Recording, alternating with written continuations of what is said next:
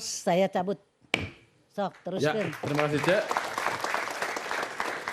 Kita lanjutkan lagi polemik kita pada malam hari ini. Kita membahas tentang pilkada antara popularitas dan kapasitas. Saya ke Bung Rai.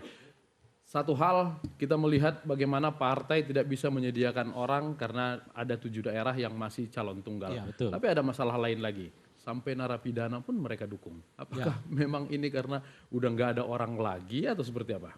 Saya pikir masalah utamanya adalah soal tanggung jawab ya. Jadi bukan saya soal hitungan kalah menang ya, bukan saya hitungan juga soal narapidana atau tidak gitu, tapi juga adalah soal apakah partai politik memiliki rasa tanggung jawab untuk satu hal. Untuk beberapa hal ya. Pertama adalah memastikan bahwa agenda-agenda kebangsaan kita berjalan sesuai dengan tepat waktu gitu. Bagaimanapun pilkada serentak ini harus kita lihat sebagai agenda kebangsaan kita secara menyeluruh karena ini sudah disebut sebagai agenda nasional kan sebenarnya. Nah yang kedua tentu saja tanggung jawab mereka betul-betul untuk melahirkan sebuah kompetisi yang sehat di tengah masyarakat dalam konteks untuk mendapatkan calon pemimpin yang memiliki kapasitas dan integritas seperti yang disebutkan tadi gitu ya. Nah yang ketiga ini saja tentu saja adalah tanggung jawab mereka untuk memastikan bahwa calon-calon ini setidaknya terhindar dari sesuatu yang menjadi tanda kutip ya musuh bersama masyarakat gitu. Oke. Kalau dibuat sekarang ini kan namanya musuh bersama itu setidaknya kan konteksnya dalam pilkada ya dalam menjaring kepemimpinan itu berangkat dari dua hal. Pertama adalah mereka yang pernah melakukan tindak pidana korupsi ini menjadi musuh bersama publik gitu. Dan yang kedua kalau konteksnya dalam pilkada adalah munculnya fenomena KKN ya atau keluargaisme di dalam pelaksanaan gitu pilkada atau dinas dalam pilkada gitu. Jadi saya pikir ini yang menjadi wilayah tanggung jawab partai politik. Sayangnya kan partai politik kita menurut saya sejauh ini agak menghilangkan persoalan tanggung jawab publiknya yang menjadi acuan mereka semata-mata adalah soal undang-undang. Kira-kira gitu tuh. Jadi undang-undang boleh apa tidak? Undang-undang melarang apa tidak gitu. Jadi kalau undang-undangnya boleh, maka persoalan tanggung jawab dan moral diabaikan. Oke. Atau kalau undang-undangnya melarang, persoalan tanggung jawab dan etika juga diabaikan gitu. Nah, dalam konteks itulah kemudian fenomena muncul pasangan calon tunggal ya, fenomena narapidana, mantan korupsi ya, mantan koruptor gitu. Itu juga muncul. Itu bahkan oleh partai-partai yang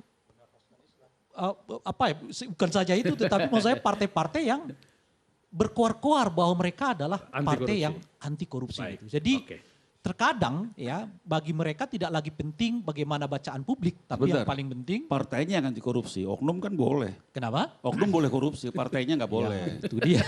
Atau bupatinya boleh. Asal jangan partainya. Padahal bagaimana partainya korupsi ya? Oke, baik.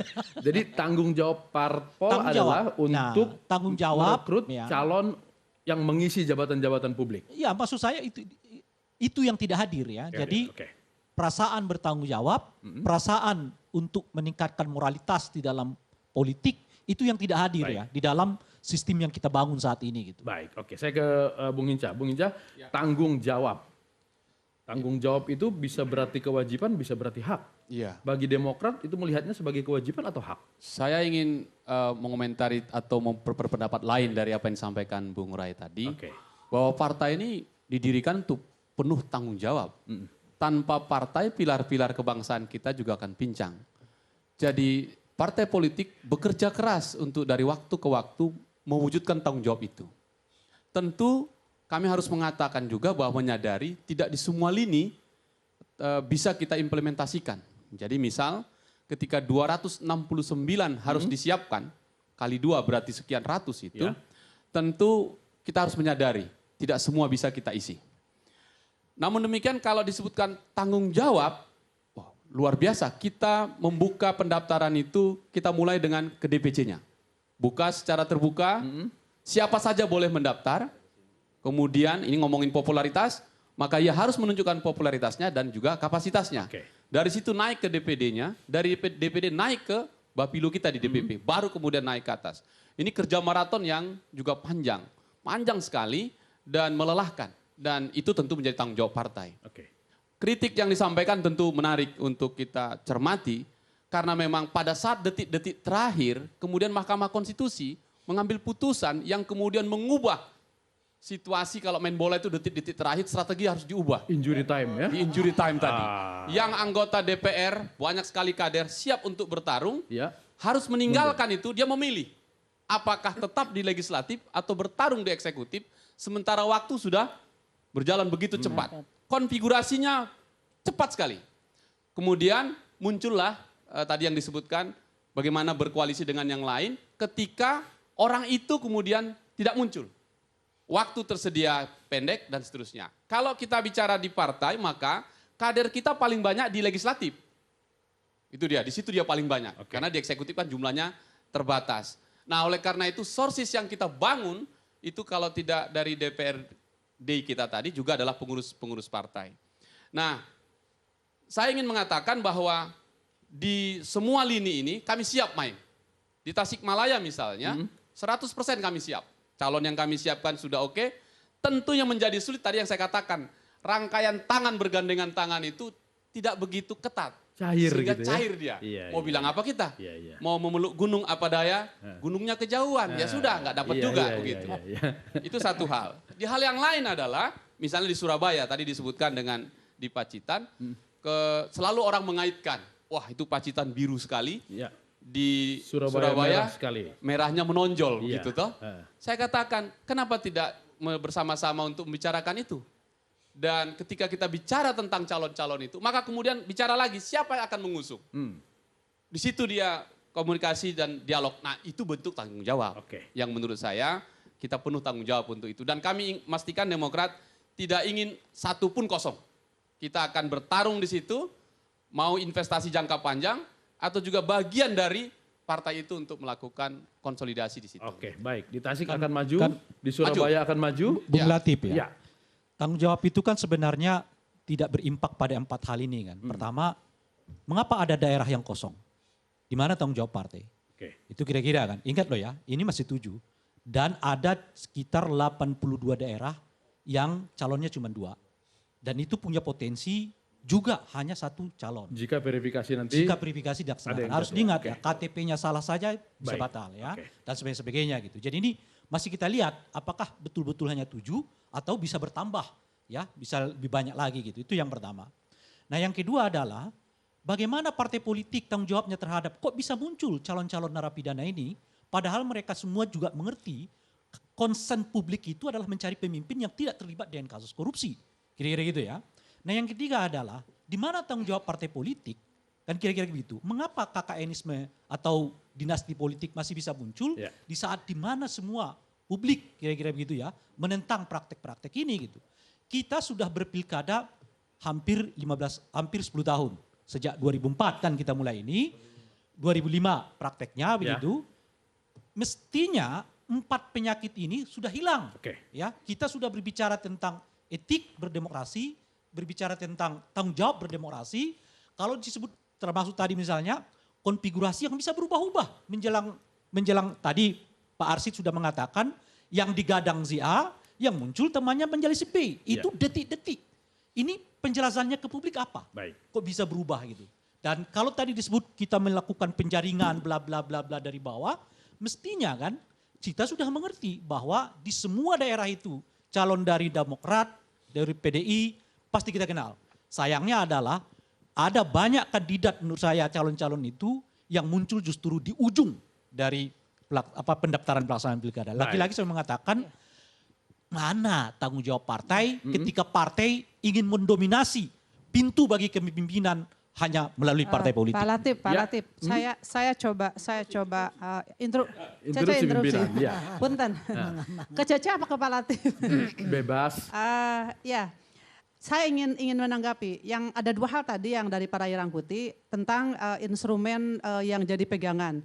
Kenapa harus selalu undang-undang gitu? Kenapa tidak moral, etik segala macam yang harus jadi pertimbangan? Saya kira jelas sekali dalam sistem ketatanegaraan kita, dalam sistem demokrasi kita, undang-undang itu adalah payung hukum gitu. Maka dari itu segala sesuatu ya tetap harus sesuai dengan undang-undang. Yang kemudian undang-undang itu dijabarkan dalam bentuk peraturan pemerintah. Baik. Nah terkait dengan pilkada ini dijabarkan dengan peraturan KPU. Mestinya disitulah teknik yang harus diurai seperti yang poin-poin tadi disampaikan. Tapi Bukan kata dalam Ray tadi undang-undang. benar secara undang-undang kadang-kadang juga bisa mengabaikan moral. Betul, itu tugas di dataran teknis itulah yang kemudian kan di undang-undang itu tidak mungkin detail. Kemudian yang kedua ingin saya tanggapi, di mana posisi partai politik begitu Tanggung jawab ketika partai. ketika persoalan yang dipaparkan tadi terwujud. Saya hanya ingin menggambarkan saya saja di Partai Persatuan Pembangunan, kami setelah menjelang hampir 2 bulan menjelang pendaftaran itu melakukan pendaftaran fit and proper test. Ada 228 pasang yang kita wawancarai, ada 186 yang kita rekomendasi. Bayangkan, kemudian yang kita usung ada 76 daerah, yang kita dukung ada 73 daerah. Selebihnya bukan kita yang tidak mau menjadikan mereka calon. Memang di antara mereka ada yang tidak mengembalikan formulir, ada yang kemudian mengundurkan diri, dan dampak putusan Mahkamah Agung putusan Mahkamah Konstitusi itu luar biasa. Baik. Jadi ada calon-calon yang siap maju, kemudian mereka merasa minder karena harus berhadapan dengan anak incumbent yang notabene incumbent itu sudah luar biasa kerja maksimal dan memang sangat dicintai rakyat. Kalau Baik. sudah begini apa yang mau dikatakan gitu loh. Ini fakta gitu loh maksud Oke. saya. Partai lain, tanggung jawab partai PDIP juga harus ada. Ya, kan begini, proses politik itu kan adalah sebuah keharusan harus pakai partai politik. Jadi saya sangat bangga ya, ini Bung Rai kan orang hebat ya, Pak Sis juga orang hebat. Artinya kalau melihat partai politik yang sekarang tidak tepat melakukan tanggung jawabnya, tapi agar bisa memberikan sumbangsi kepada bangsa dan negara yang kita cintai ini untuk bisa lebih baik lagi nanti bangsa yang negeri yang kita cintai ini ya sudah bikin partai politik agar bisa mengikuti keterlibatan. Tetapi saya mau menjelaskan tentang tanggung jawab politik sebagai sebuah partai politik. Sama seperti di tempat kami PDI Perjuangan ini sudah dimulai dari bulan Februari, mulai dari tingkat DPC, DPD, tingkat provinsi sampai ke tingkat DPP ini penjaringan secara terbuka. Penjaringan secara terbuka kita melakukan mulai tes wawancara di tingkat DPC, DPD, terus kita melibatkan HIMSI juga, psikolog untuk melakukan tes kepada semua calon-calon kita. Terus kemudian yang sudah kita mau memberikan surat tugas, kita buat sekolah calon kepala daerah. Ya. Nah tetapi apa yang dikatakan Pak Hinca tadi itu betul. Nah pada beberapa daerah tentu satu partai, misalnya kami tidak cukup untuk mengusung apa yang telah kami tetapkan dengan parameter-parameter yang telah ditetapkan oleh partai politik. Contohnya di kami parameter yang utama adalah ideologinya. Artinya bagaimana membumikan ideologi PDI Perjuangan pada saat dia nanti menjadi kepala daerah. Terus kemudian elektabilitasnya. Nah tetapi pada saat kami sudah putuskan ini yang terbaik dari kader kami. Nah untuk merangkul teman-teman partai yang lain agar ini bisa memenuhi syarat pendaftaran. Nah tentu ini harus dibuka komunikasi politik. Nah yang saya mau sampaikan adalah kami di pimpinan pusat partai ya, 2,5 bulan ini maraton sampai malam terus untuk melakukan verifikasi dan macam-macam sehingga kami form bahwa ini adalah kader-kader terbaik di setiap daerah dan membuka komunikasi dengan teman-teman partai yang lain agar ini bisa kita calonkan. Nah masalah 7 daerah ini saya yakin bukan karena keinginan dari partai politik agar bahwa di sini calon tunggal, tetapi bagaimana membuka komunikasi agar komunikasi teman-teman partai politik yang tidak mencalonkan yang tunggal itu sehingga kita sepakat bahwa calon artinya di kami misalnya si A yang terbaik menurut kami belum tentu di P3 itu yang terbaik. Nah bagaimana kami agar mengkomunikasikan ini tiba pada satu kesimpulan bahwa oke, kita sepakati ini yang terbaik untuk berhadapan yang si B yang dibawa oleh calon yang lain. Ya kira-kira seperti itu. Kalau bicara tentang tanggung jawab, ini berpartai ini kan tidak digaji nih Bung. Artinya berpartai ini adalah sebuah kecintaan, keterlibatan untuk membangun bangsa dan negara Jadi itu yang sudah kita cintai. merupakan tanggung jawab itu ya? Betul, dan Kerja pasti tanpa akan pamrih. bertanggung jawab untuk Baik. itu. Interupsi. Iya. Saya cuma mau tanya. tadi dikatakan bahwa sudah lama dari bulan Februari. Ya. Februari. Seleksi, fit and proper test. Sama, semua partai juga seperti Iya. itu. Tapi kok lolos mantan narapidana? Apakah kriterianya seperti apa sih? Gitu. Apakah Kebetulan Bung Sis, di kami tidak ada Tidak itu. ada. Alhamdulillah. Jadi Alhamdulillah. saya tidak, tapi Bukan, saya tidak bisa mengomentari itu. komentari aja sesama teman. Bo. Artinya kalau di kami artinya kalau di kami itu Ibu Ketua Umum kami jelas mengatakan yang ada potensi terkait masalah itu sudah Tidak boleh. langsung coret. Apalagi yang sudah punya masalah. Artinya itu bagian daripada sistem itu. Bung Sis, kenapa alhamdulillah karena PDIP tidak mendukung? Apakah begitu masya Allahnya kalau partai mendukung Iya. napi koruptor? Sekarang udah jelas dia bandrolnya udah hitam. Iya. Kenapa mesti dipajang lagi bandrol Iya, ini iya. gitu? Rakyat pasti kemungkinan besar. Dan saya khawatir bangsa ini gampang marah, gampang lupa. Iya. Ya, gampang lupanya itu dimanfaatin oleh partai yang mengusung mantan itu. Saya khawatir seperti itu. Coba dari partai kecuali Ini PDIP, Partai coba Golkar. Demokrat. Golkar mendukung di 2 tempat. Nanti kata Cepopong Cepopong, mesti tanggung jawab ini. kata Cepopong bukan Golkar saya, Golkar Oh yang lain. lain, Golkar yang lain. P3 ada mendukung napi koruptor. Bukan P3 Ibu Reni. Oh susah juga kalau kayak gitu ya. Demokrat ada mendukung? Ada Demokrat lain nggak? Sementara. Gak ada Demokrat satu. Demokrat satu ya. Bahkan kami memastikan ada kader kami di Papua yang ketua DPC karena belum selesai menjalankan hukumannya. Iya. Kami memutuskan untuk tidak mendukungnya. Karena belum selesai hukumannya. Bukan, artinya ketika dia sudah selesai di menghadapi hukuman, Iya. tapi pada masa bebas bersyarat, Iya. sampai situ pun kami tidak mendukungnya. Oke. Posisi kita adalah kita menghormati selain hukum tadi ada etika yang tadi disebutkan Bung Ray tadi. Iya. Itu juga bagian dari tanggung jawab kita bersama. Yang menjadi soal adalah saya katakan tadi juga disampaikan rekan dari P3, Mahkamah Konstitusi memutuskan lain. Itu kan yang tadi kemudian mengubah konstelasi di detik-detik terakhir tadi. Itu yang mau tidak mau berpengaruh tadi yang disampaikan Bung Sukur tadi.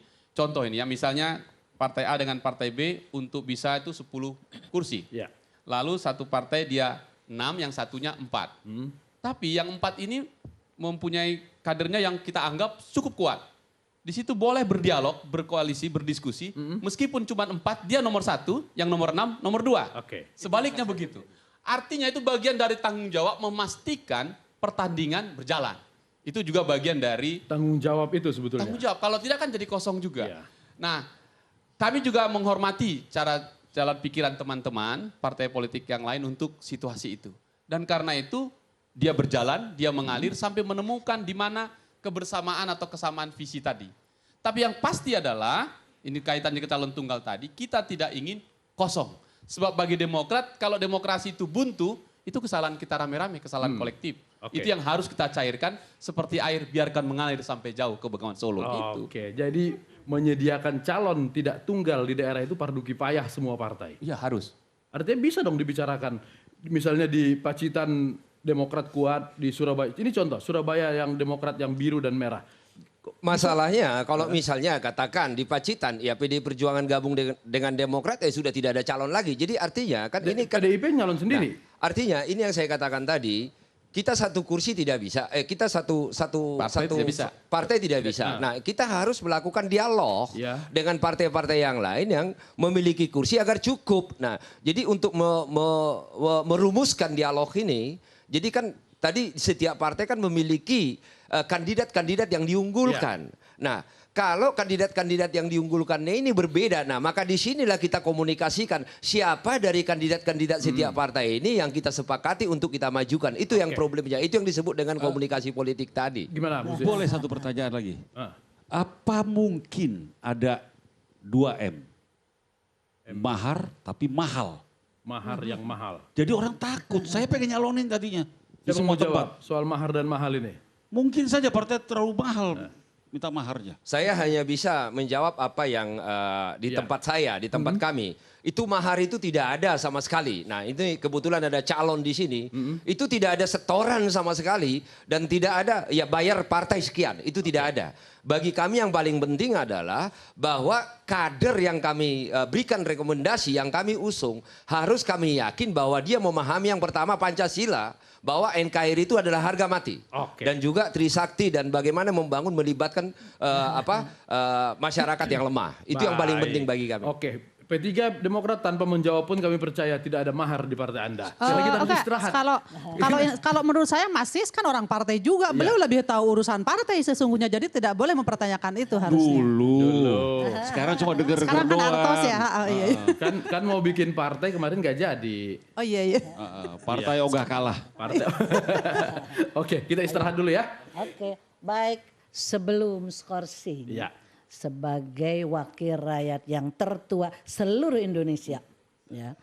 Kalau orang lain menganggap, "Waduh ini hiruk pikuk, justru Cepopong ada kebanggaan tersendiri. Apa yang Cepopong maksud? Berarti kita setelah kita dijajah 3,5 abad, kita itu sekarang sedang mencari-cari bentuk demokrasi yang terbaik untuk kita. Baik. Baik, Cepopong skors.